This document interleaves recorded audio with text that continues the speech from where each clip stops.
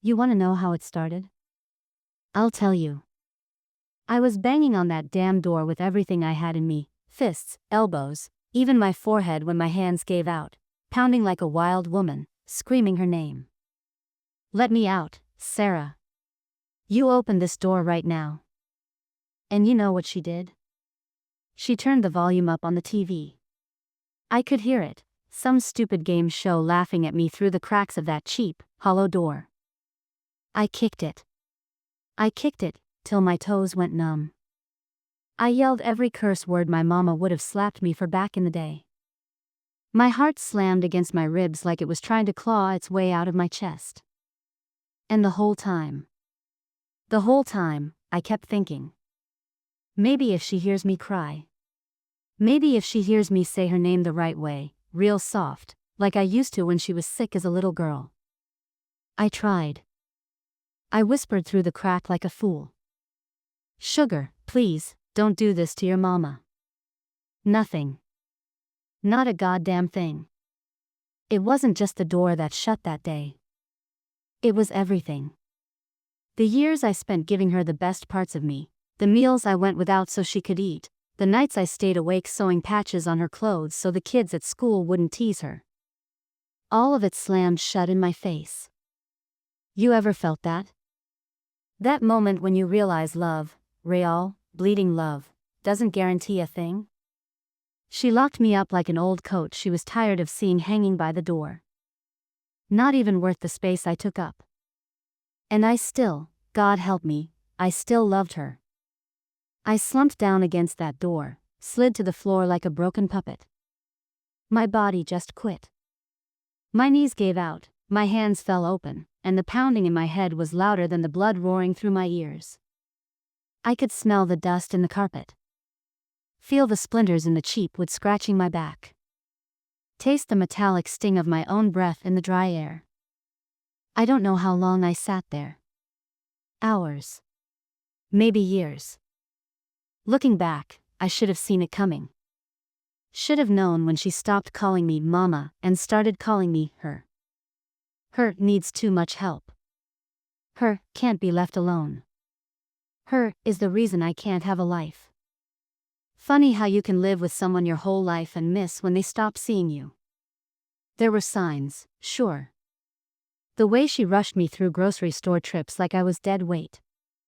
The way she rolled her eyes when I asked for help with the damn remote. The way she stopped hugging me back. But this wasn't rolling eyes. This wasn't a busy schedule.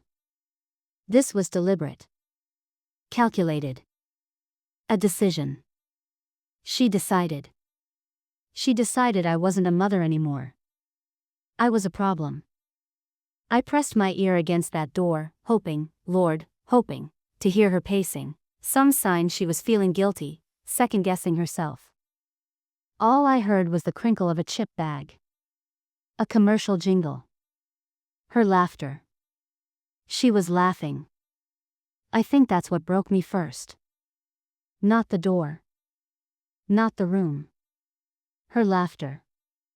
Like I was nothing more than a mild inconvenience she had finally tossed out with last week's trash. And you know the craziest part? Even as I sat there, cheeks wet, body shaking, I started making excuses for her. Maybe she was tired. Maybe she was stressed. Maybe I really was too much. That's what they don't tell you about love. It doesn't just make you blind, it makes you complicit. You help them build the cage you're sitting in, one excuse at a time. I remember tracing the scratches in the doorframe with my fingernail. Like if I could just dig deep enough, maybe I'd find the version of her I used to know. The little girl with the skinned knees and the gap-toothed grin who used to climb into my lap after bad dreams.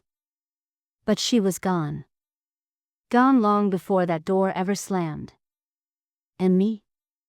I wasn't gone yet. Not by a long shot.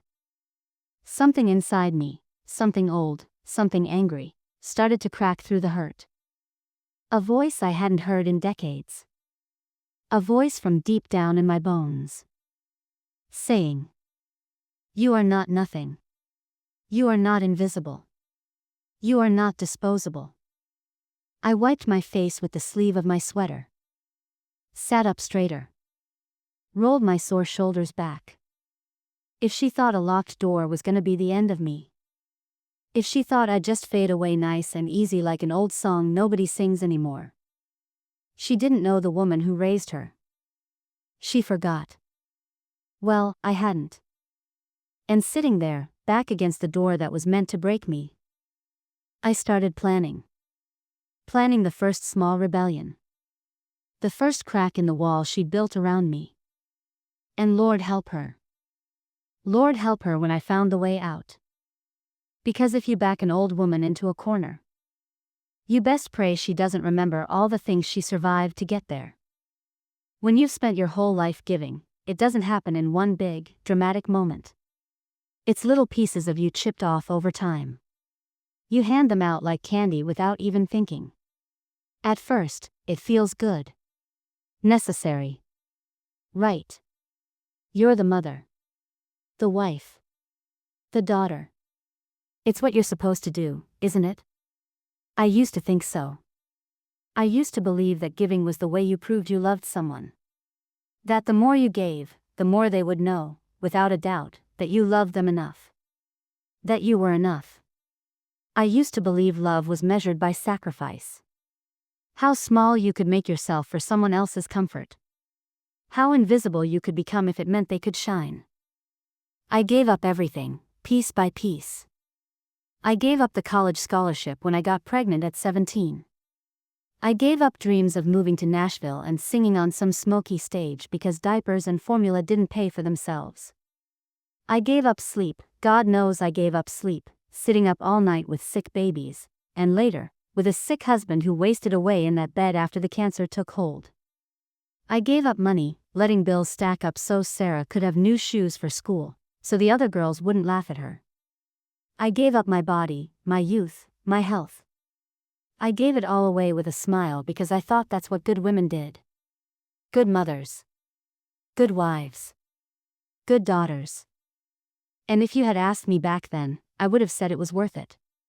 I would have told you how proud I was. How full my life was. And maybe part of me even believed it. I wrapped my pride up in how much I could endure. How much I could carry without ever asking for anything back. I thought that was strength. I thought that was love. But strength without boundaries is just a slow death.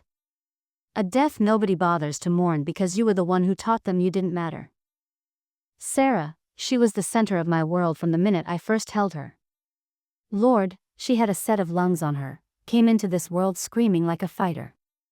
Her little fists all curled up tight, her face red and furious, demanding life give her what she was owed. And I loved that fire in her. I thought, maybe she'd have a better shot at life than I did. Maybe she'd take the things I gave her and turn them into something brighter, freer. She was a bright kid. Always quick with a joke, a smile, a clever answer. But she was also restless. Always wanting more, something bigger, something better. And when she couldn't find it, she'd turn that anger inwards. Or worse, she'd turn it on me. At first, it was small. Sharp words thrown like little knives across the dinner table. A look of disgust when I offered advice. The way she'd flinch when I tried to hug her in front of her friends, like my touch was a stain she couldn't scrub off fast enough. But I made excuses. I always made excuses. Teenagers, right? Hormones. Stress. College applications. Bad boyfriends. She needed space. She needed understanding. She needed patience. I gave her all of it, hand over hand, more rope than she could ever use, more forgiveness than she ever asked for. When her father got sick, I thought it would bring us closer. I thought, maybe, facing something so ugly and final would make her see me. Really see me. But grief does strange things to people. It broke something in her. And maybe it broke something in me too. I remember standing in the kitchen one night, scrubbing dishes so hard I cracked a plate, listening to her scream into her phone about how she was stuck taking care of her stupid, sick father and her useless, needy mother. I stood there with the soapy water stinging the cuts on my hands, frozen in place, not even breathing, afraid if I moved, if I made a sound, it would make it true. From that night on, things changed between us. She stopped hiding her resentment. And I stopped fighting it. I let her see me as a burden because fighting to be seen as anything else felt too exhausting. I told myself it was temporary. That grief was a heavy thing, and she just needed time. But time didn't heal anything. It just gave the wound more time to fester. There were days when she wouldn't even speak to me. Weeks, even. I became background noise in my own home. Invisible. Like a ghost who didn't know she was dead yet, still setting the table, folding laundry, leaving notes with reminders she never read. I poured every ounce of myself into keeping things running, hoping that if I just did enough, fixed enough, sacrificed enough, she would come back. That she would remember who I was. Who we were. But love without respect is a slow, grinding betrayal. It eats you from the inside out, like termites in old wood. You still stand, for a while. You still smile. You still say you're fine when anyone asks.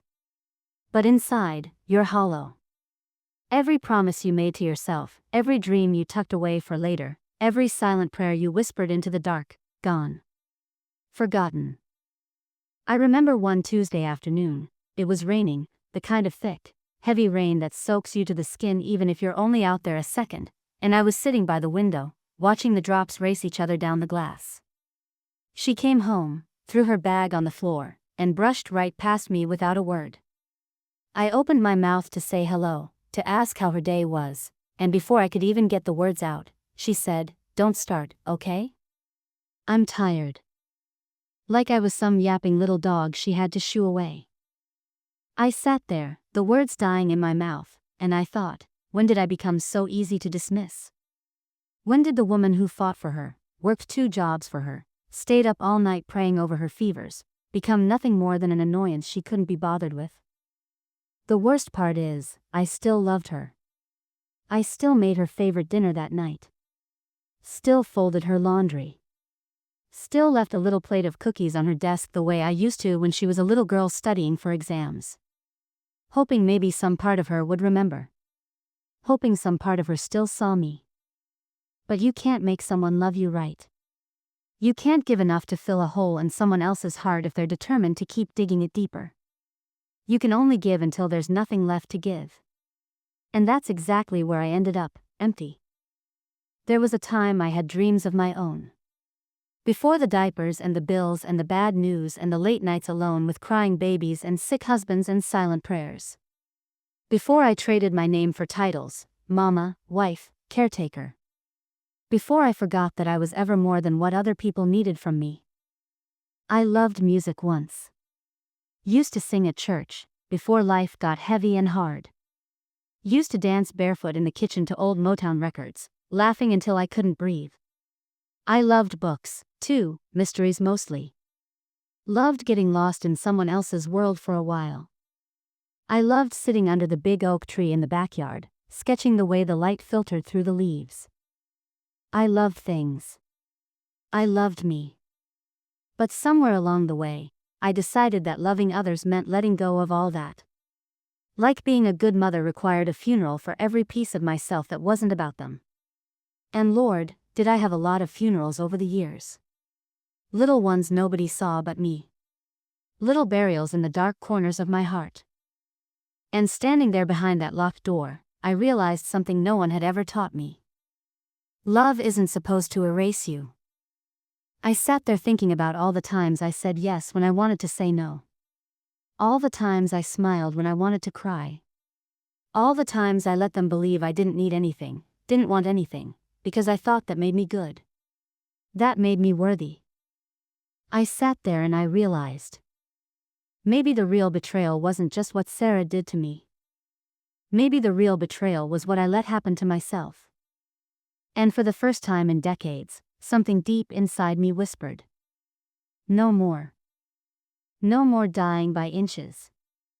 No more giving from a well that never gets filled. No more disappearing while everyone else goes on living. That day, behind that door, bruised and tired and heartbroken, I decided I wasn't going to be anyone's ghost anymore. Not hers. Not anyone's. What really broke me wasn't the locked door. It wasn't the shouting, the pushing, the endless small cruelties stacking up over the years like dirty dishes no one bothered to clean. No, what really broke me was finding out the truth. And not the loud, screaming kind of truth. The quiet kind. The kind that sneaks up on you when you're already half broken, already bleeding, and finishes the job without even raising its voice. I found it by accident, the way you find a thorn buried under your skin when you're just trying to scratch an itch. I was sitting there in that little locked room, trying to keep myself busy so I wouldn't lose what was left of my mind. Cleaning. Folding and refolding old sweaters that still smelled like mothballs and loneliness. That's when I spotted it, a stack of papers shoved behind the radiator, yellowed and crumpled like they didn't matter. Curious, desperate for anything to do, I pulled them out. And there it was. Letters. Letters from old friends, old neighbors, even cousins I hadn't heard from in years. Letters asking how I was, begging me to come visit, inviting me to weddings and births and Thanksgivings. Some of them were months old. Some were years. I sat there on the cold floor, those letters spread out around me like the wreckage after a storm, and I realized Sarah had kept them from me. Deliberately. She hadn't even bothered to throw them away, just hid them, like a guilty kid hiding broken toys under the bed. It wasn't just about control. It wasn't just about convenience. She wanted me isolated.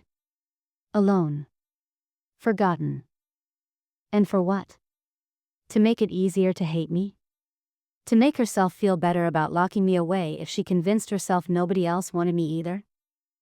I remember sitting there, hands trembling so bad I could hardly hold the pages, reading words written by people who loved me.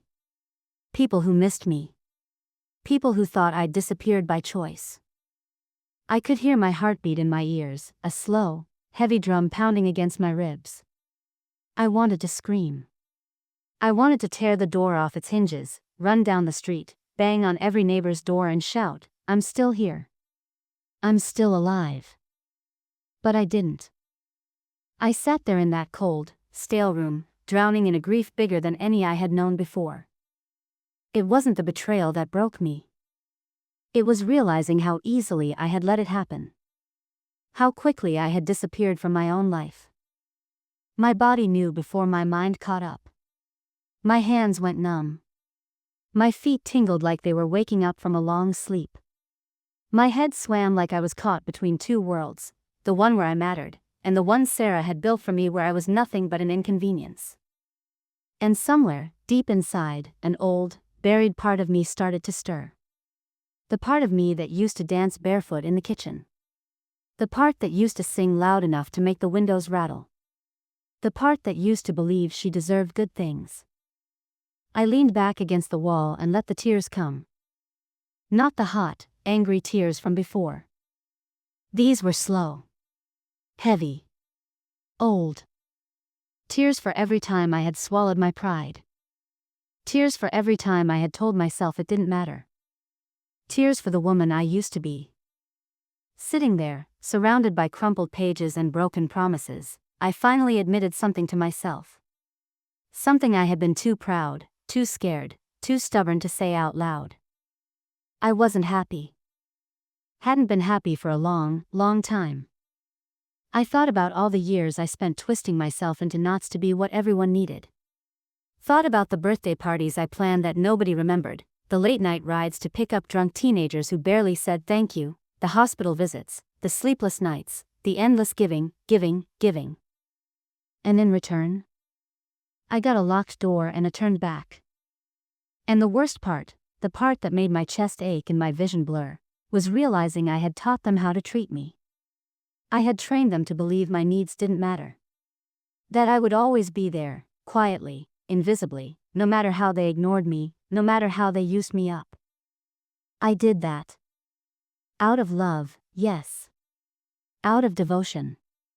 Out of fear. But I did it. And now, sitting on that hard, splintered floor, feeling smaller than I ever had in my life, I knew, if I wanted anything to change, it wasn't going to be because Sarah suddenly grew a conscience. It wasn't going to be because someone came rushing in to rescue me. It had to be me. It had to start with me. I couldn't unlive the years I gave away. Couldn't reclaim the birthdays, the holidays, the quiet mornings I spent making other people's lives easier while mine crumbled away unnoticed. But I could start now.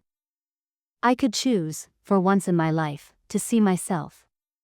To fight for myself. I wiped my face on my sleeve and pushed myself up off the floor. My knees creaked, my back screamed, but I stood up anyway. Shaky. Weak.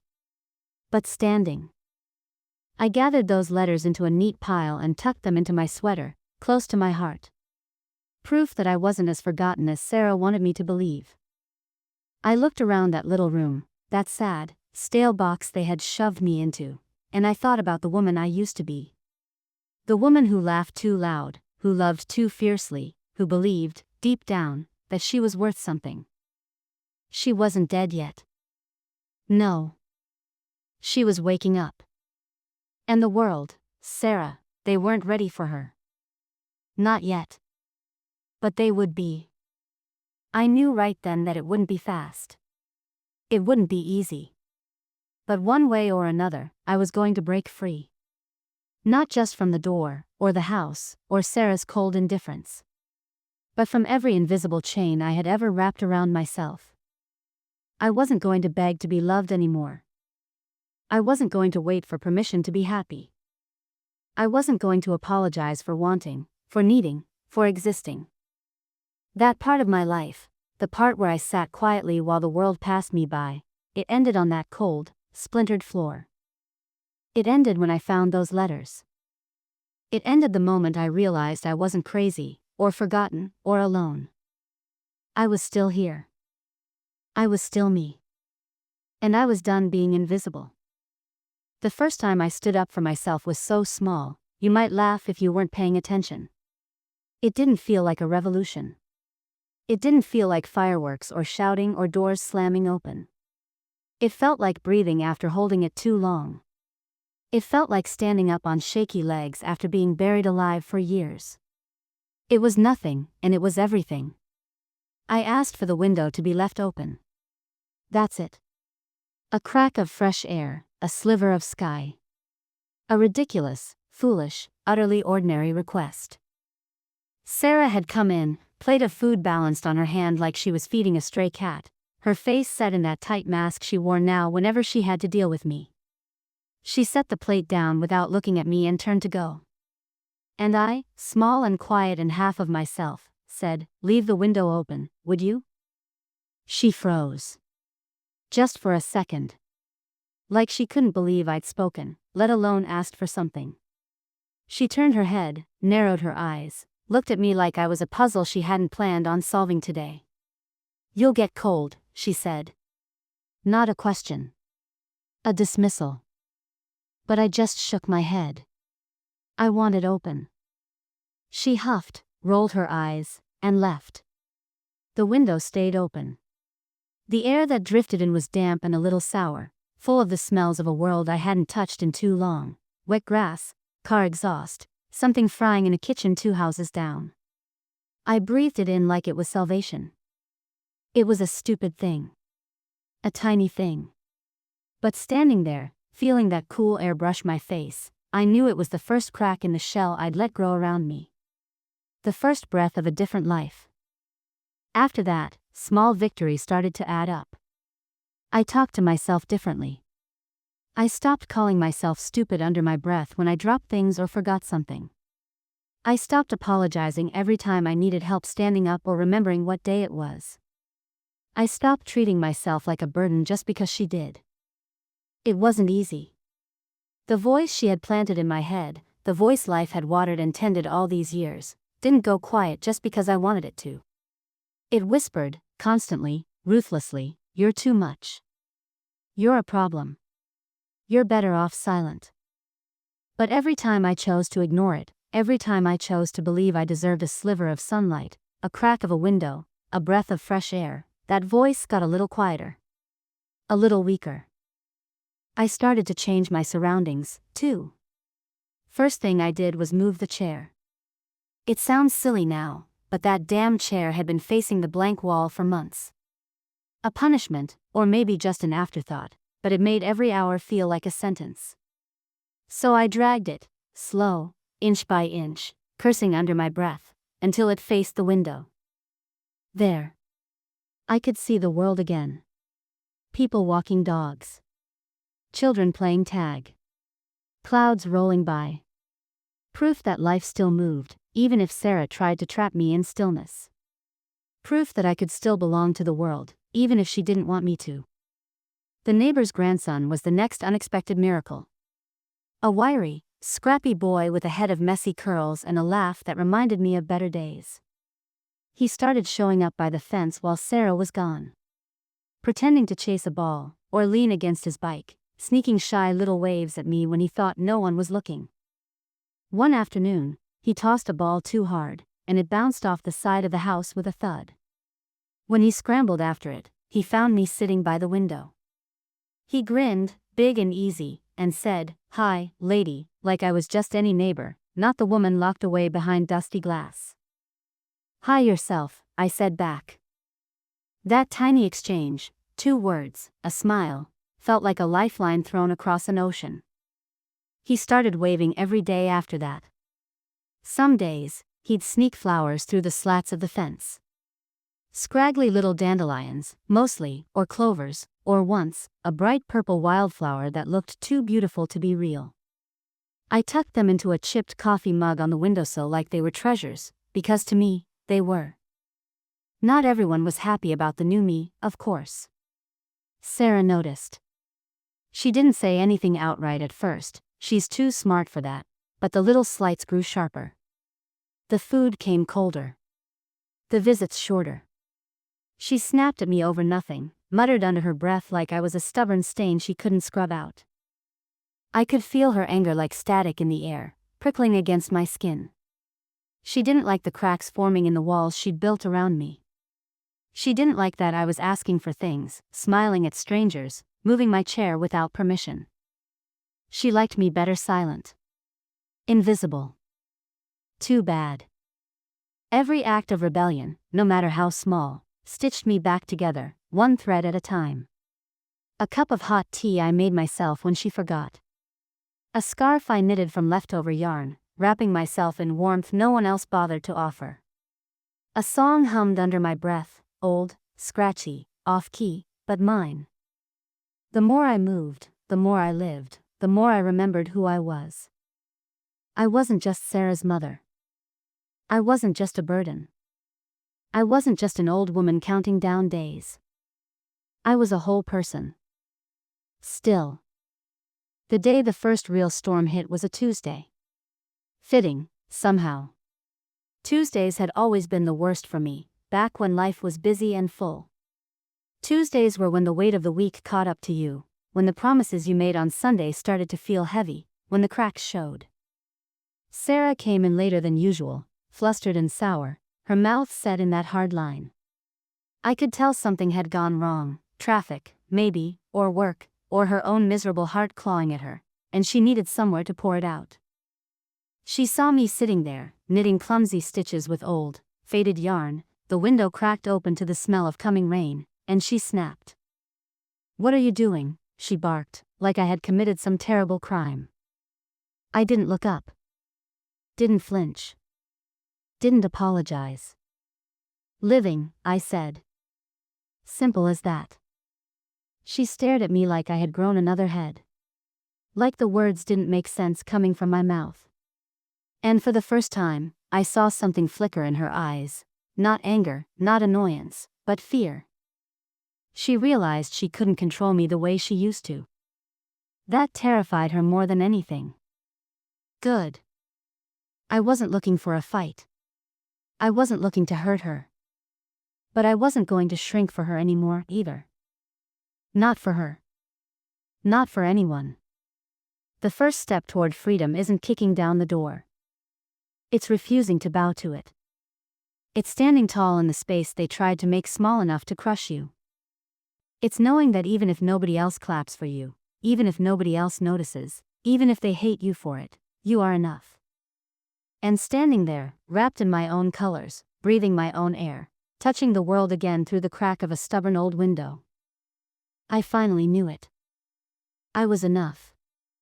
I always had been.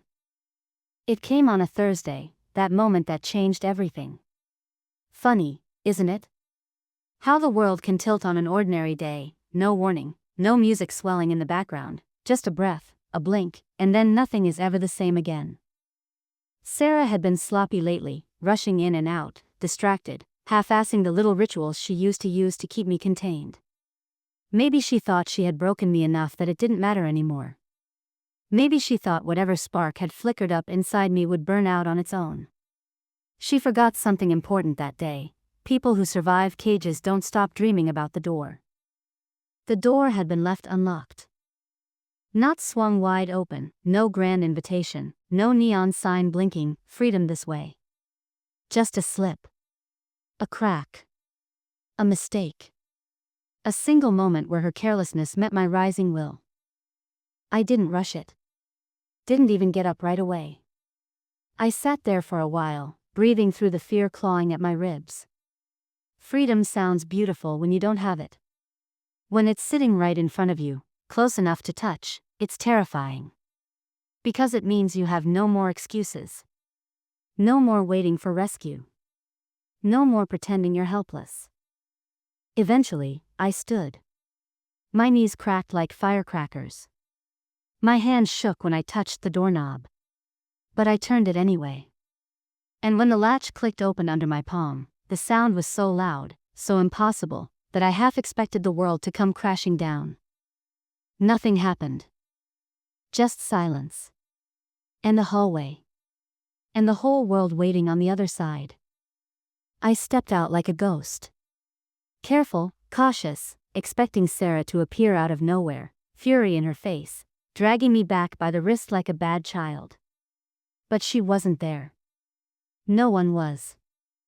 I should have run for the door right then. Bolted. Screamed. Made a scene. But something stopped me. Something I couldn't explain even now, not really. Maybe it was pride. Maybe it was anger. Maybe it was that stubborn, aching need to see it all for myself. I needed to know how deep the betrayal went. I needed proof. So I didn't head for the front door. I headed for her room. It felt like walking into enemy territory, crossing that threshold. Her room was neat, cold, impersonal. Not a home but a holding cell, even for her. Everything gray and beige and sterile, like she was trying to erase even the smallest bit of color from her life. Or maybe just from mine. I didn't know what I was looking for. Evidence, maybe. Answers. Something that would explain how a daughter could turn her mother into a prisoner and sleep soundly at night. I found it in the top drawer of her desk. Paperwork. Files. A whole damn pile of them. At first, I couldn't make sense of it. Pages and pages of financial forms, medical reports, legal documents. Some with my name at the top. Some with hers. Some with both. And slowly, the truth started to sharpen, line by terrible line. She hadn't just locked me away for convenience. She had been cashing checks in my name. Signing papers saying I was incapacitated, unable to make decisions for myself. Collecting benefits. Controlling accounts. Wearing my life like a second skin, squeezing every last drop out of it. I stared at the pages, bile rising in my throat, the room tilting and spinning around me. I sank down into the desk chair because my legs couldn't hold me anymore. It wasn't about love. It wasn't about frustration or stress or hardship. It wasn't even about resentment. It was about greed. It was about control. It was about using me until there was nothing left to use. And the worst part, the part that gnawed through my gut like fire, was that she hadn't even done it carefully. She hadn't been afraid I would find out.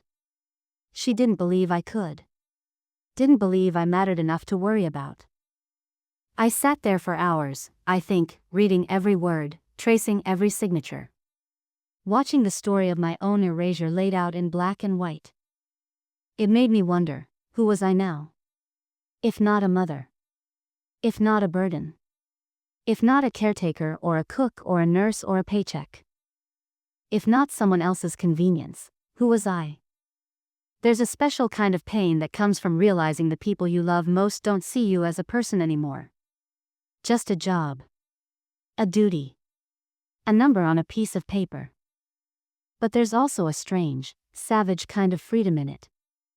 Because if they never really saw you, if they never really loved you the way you thought, then you owe them nothing. I looked around that cold, colorless room. Looked at the bed she slept in. The mirror where she painted on her fake smiles every morning. The clock ticking too loudly in the quiet. And I thought, I don't belong here. Not in this room. Not in this life. Not in this story she tried to write for me. Suddenly, all the memories started to look different. Like seeing an old photograph you once loved, only now you notice the cracks, the blurred edges, the things you didn't want to admit. The way she started counting my pills without asking. The way she forgot to take me to church.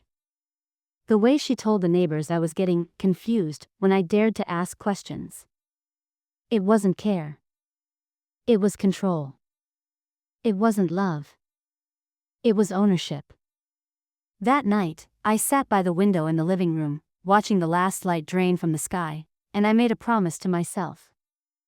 I would not go quietly. I would not be erased. I would not sit behind a locked door and rot away while someone else cashed the checks on my life. No. I would find a way to fight back. Not because I needed revenge. Not because I wanted to hurt her. But because I finally understood, I deserved better. I always had. I wrapped an old shawl around my shoulders, the one my own mama crocheted for me when I first had Sarah.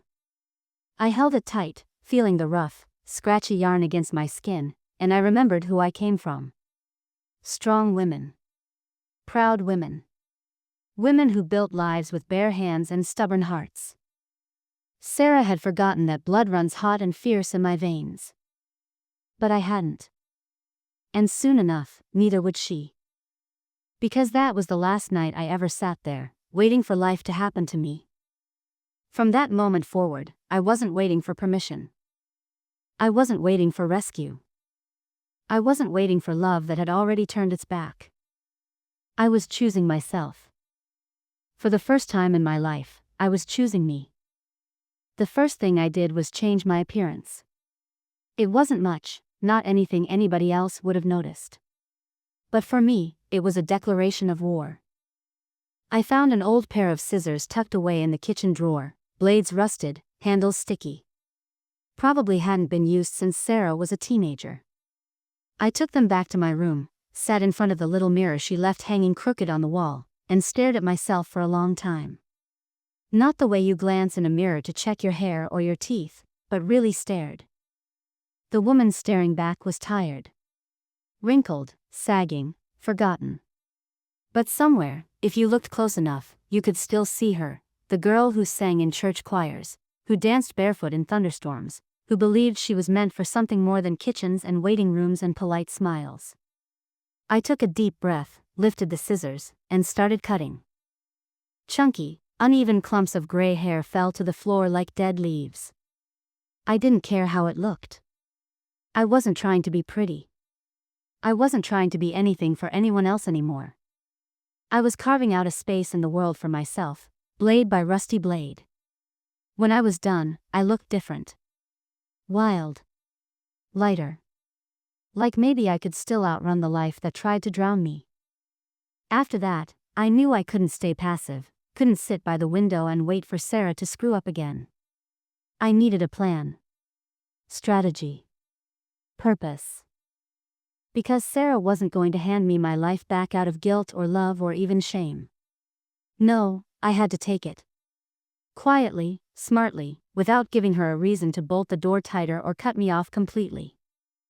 I started gathering what I needed in tiny, almost invisible ways. Every time Sarah left me alone, I moved through the house, slow, careful, picking up what I could without leaving a trace. A copy of the bills she left out on the counter. A slip of a bank statement she forgot to hide. Bits and pieces of proof. I tucked them away in the hollow space under the loose floorboard in my closet, where Sarah never bothered to look. And just as important, I started finding people. Not many. Just a few. But enough. The neighbor boy was my first connection. I let him know, in ways that were quiet but clear, that I was still here, still thinking, still needing something he didn't quite understand yet.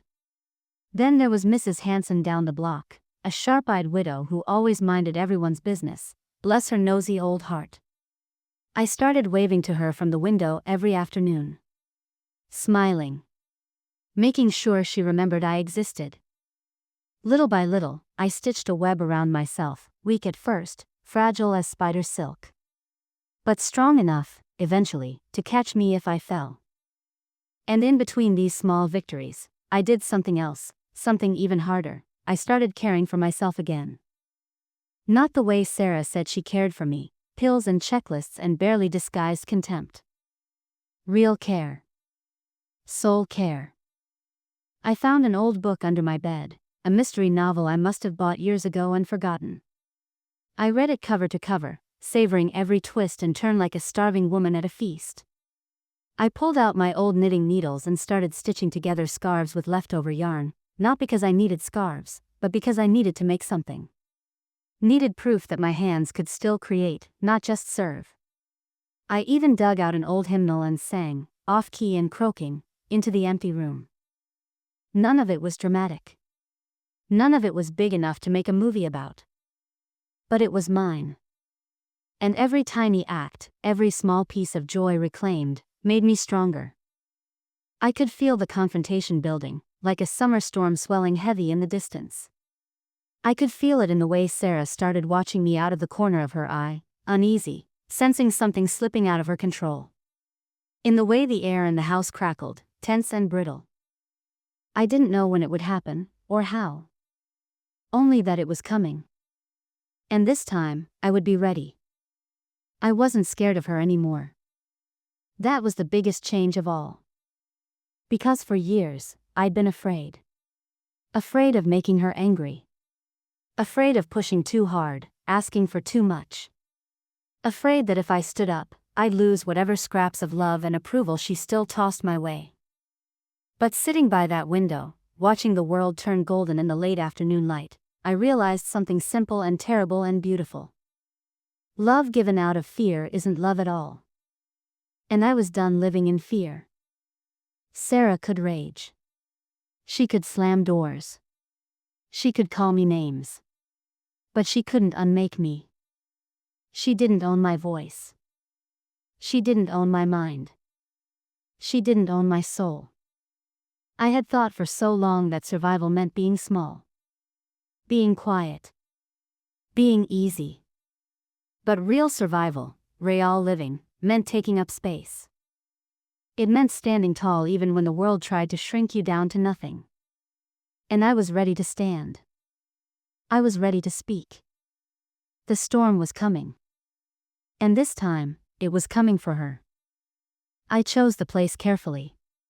I wasn't going to let her back me into some corner, some cramped little space where I felt small again. No, I picked the living room. Big windows.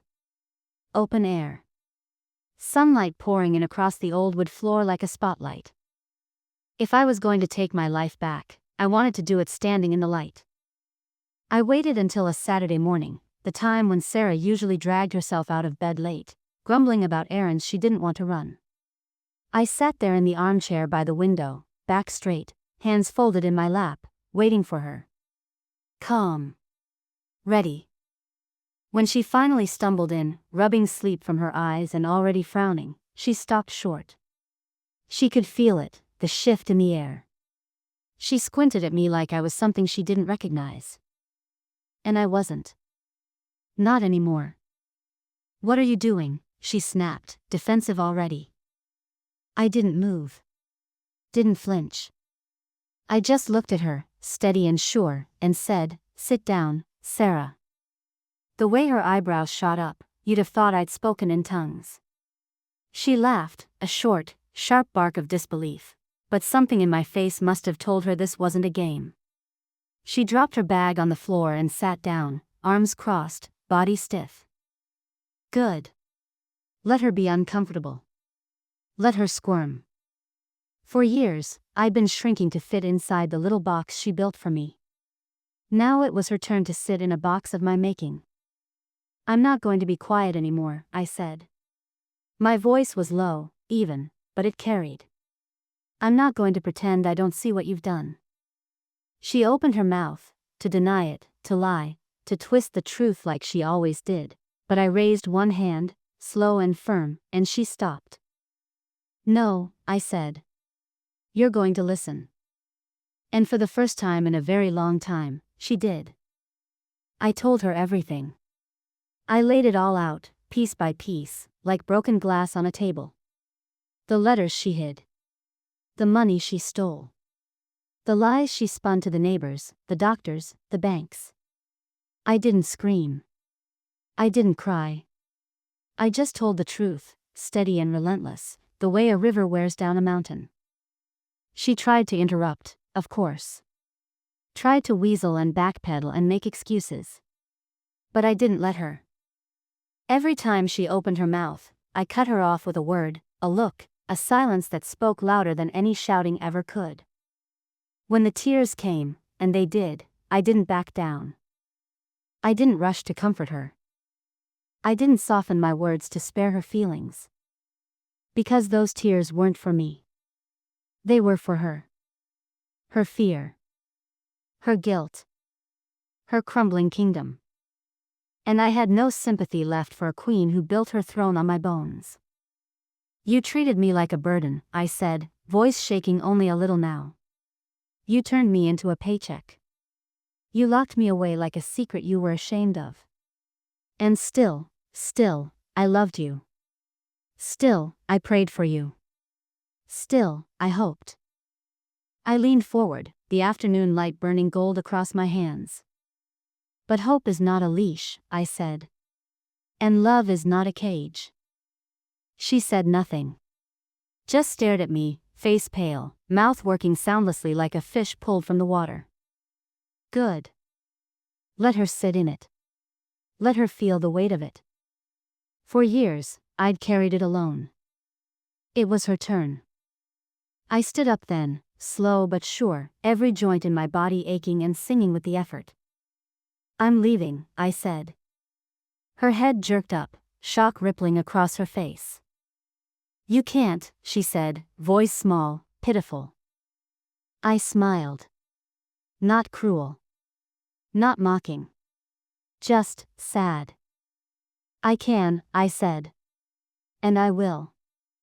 She jumped up, reaching for me like she could drag me back with nothing but a grasping hand and a guilty heart. But I stepped back, out of her reach. "I'm not angry anymore, Sarah," I said.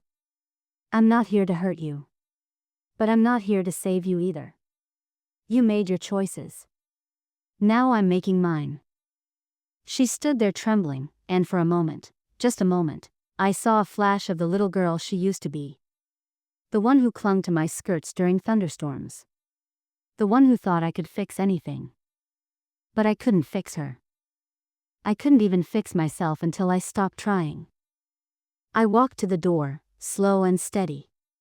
My whole body felt light, like I'd stepped out of a too heavy coat after carrying it for years. She didn't follow. She didn't call after me. She just watched me go, silent and small in the house that used to feel like a prison. And I didn't look back. I stepped outside into the sunshine, into the world, into my life. And I breathed. Really breathed. For the first time in what felt like forever, I filled my lungs with air that wasn't laced with fear or regret or self-loathing. It smelled like hope. Like grass and coffee and car exhaust and freedom. I didn't know where I was going yet. I didn't have a map or a plan or a safety net. But I had myself. And that was enough. Because the words I had spoken, the truths I had dared to say out loud, weren't just for Sarah. They were for me. They were the first stones laid down on a road I was finally ready to walk. A road that led away from shame. Away from silence. Away from invisible chains. And towards something new. Something better. Something mine. I didn't win that day because I hurt her. I didn't win because she cried or stumbled or finally realized what she'd done. I won because I spoke. Because I stood. Because I refused, at last, to be less than I was. And I walked forward, not fast, not sure, but forward, into whatever came next. The days after were strange but beautiful, like stepping into a world I thought had stopped existing for me. Everything felt sharper, brighter, heavier and lighter all at once. It wasn't easy, don't think for a second it was, but it was mine. Every step I took away from that house felt like carving my name into the world all over again. The first night, I stayed at a cheap motel down by the old highway. The kind with scratchy sheets and buzzing neon signs and a breakfast that was just burnt coffee and dry cereal. But it was the softest bed I'd slept in for years. It smelled like bleach and freedom. I lay there on my back, staring up at the water-stained ceiling, and I cried like a woman being born again. Not because I was sad. Not even because I was scared. But because all the weight I had been dragging behind me for decades had finally fallen away, and I didn't know how to walk without it yet. I was free. And I was terrified. And I was giddy. I didn't have a plan. I had no piles of money hidden away, no family clamoring to take me in, no road map telling me how to rebuild a life from the ground up at my age. But I had something better. I had myself. And after everything, that was more powerful than any safety net. I spent those first few days just existing. Sitting on park benches, watching people rush by in their busy lives. Drinking coffee that tasted terrible but felt luxurious. Reading newspapers I didn't care about, just because I could. Smiling at strangers who didn't look at me like a burden or a mistake. Breathing air that wasn't filtered through resentment. It's funny, the things you notice when you aren't drowning. The way children laugh without caring who hears them. The smell of fresh bread baking somewhere down the street. The feel of sunlight on your face when you don't have to earn it. Freedom feels like possibility. It feels like weightlessness. It feels like forgiveness, not for them, but for yourself. I found a small apartment a few towns over. Just one room and a kitchenette, windows that rattled when the wind blew too hard. But it was mine. Mine to clean, mine to decorate, mine to wake up in without permission or apology. I bought a second-hand rocking chair for the front porch and an old record player from the thrift store down the block. First record I played? Otis Redding. Sitting on the dock of the bay, wasting time. I sat in that rickety chair, the music scratching and warbling through the speakers, and I laughed until tears ran down my face. I wasn't wasting time anymore. I was living. The people who stayed became my true family. Mrs. Hanson, the nosy old widow from my neighborhood, tracked me down through a mutual friend and started visiting once a week, bringing casseroles and gossip and crochet patterns. She didn't pity me. She didn't treat me like a project. She just showed up, loud and stubborn and messy, and let me be part of her life. The neighbor boy, Jesse, I learned his name was, sent me postcards from wherever he went with his parents. Scratched out, misspelled notes about lakes and mountains and road trips, each one ending with, "Miss you, lady." I pinned every one of them to my fridge like medals. I even joined a community center down the road. Took a painting class, even though my hands shook and my lines wobbled. I wasn't good at it. Didn't matter. I painted sunflowers and crooked houses and lopsided cats and loved every stroke of the brush. Nobody cared if I was perfect. Nobody expected anything from me but to show up and try. That, I learned, is real love. Not duty. Not guilt. Not control. Just showing up. Just trying. Just being seen, exactly as you are. One of the first things I did after I settled in was get rid of the old rocking chair, the one from my daughter's house. The one I sat in while I wasted years trying to be small enough to love. I dragged it out to the curb one morning, watched the garbage truck swallow it up without ceremony. It felt like shedding skin. Like burying the past where it belonged. I didn't need to rock quietly in a corner anymore. I needed to dance in the living room, barefoot and wild, the way I used to. And I did. I started introducing myself differently, too. Not as Sarah's mother. Not as Mrs. Whoever. Just as me. "Hi, I'm Margaret," I'd say, sticking out my hand, smiling so wide it made my cheeks hurt. "Nice to meet you. Margaret." Not mama. Not burden. Not problem. Margaret. And with every handshake, every smile, every silly lopsided painting, I stitched myself back together. Not the old self, not the young self, but a new version, stronger, brighter, scarred but beautiful. I didn't patch over the wounds like they hadn't happened. I didn't pretend Sarah hadn't hurt me. I carried the scars with me, visible and real, because they were proof that I had survived. Proof that love given isn't always love received. Proof that forgiveness sometimes means forgiving yourself for loving someone who couldn't love you back the right way. And in those quiet, golden afternoons sitting on my little porch, sipping tea from a chipped mug, humming along to old records, I realized something even more important. I didn't have to hate her to be free of her. I didn't have to get revenge. I didn't have to carry the bitterness around like another chain. I could just let it go. Not forget. Not excuse. But release. Release the pain. Release the guilt. Release the endless, aching hope that someday she would be someone different. She wasn't. And that was her burden to bear, not mine. Mine was to live. Fully. Loudly. Joyfully. Mine was to dance badly and sing off-key and paint terrible sunflowers and laugh until my ribs hurt. Mine was to love the people who showed up. The people who stayed. The people who saw me and chose me, over and over, not because they had to, but because they wanted to. Freedom isn't just walking away from the things that hurt you. Freedom is running headfirst into the things that heal you.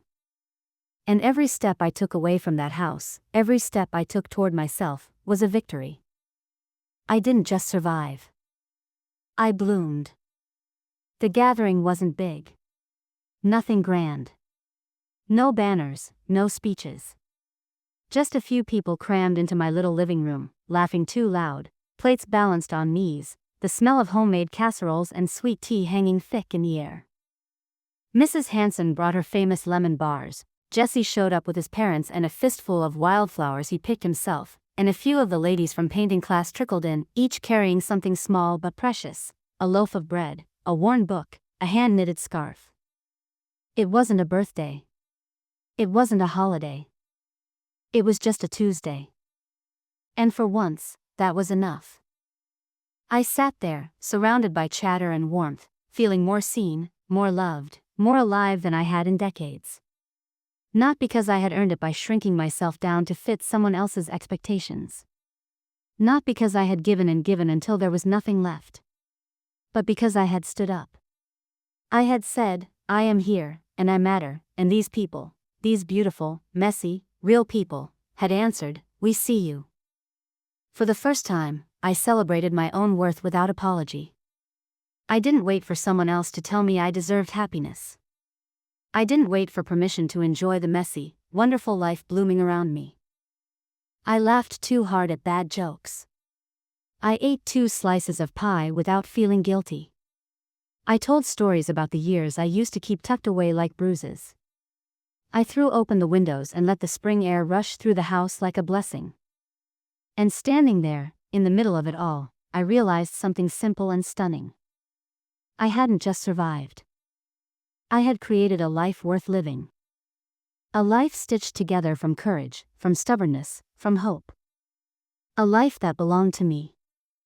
As the sun dipped low and the room began to empty, hugs and waves and promises to meet again hanging in the air like music, I found myself standing alone by the open window. I looked out at the street, the cracked sidewalks, the leaning mailboxes, the kids riding bikes until their mothers called them in for dinner, and I thought about everything that had led me here. My relationship with Sarah? It was complicated. I hadn't seen her since I left. She hadn't called. Hadn't written. And for a long time, that hurt.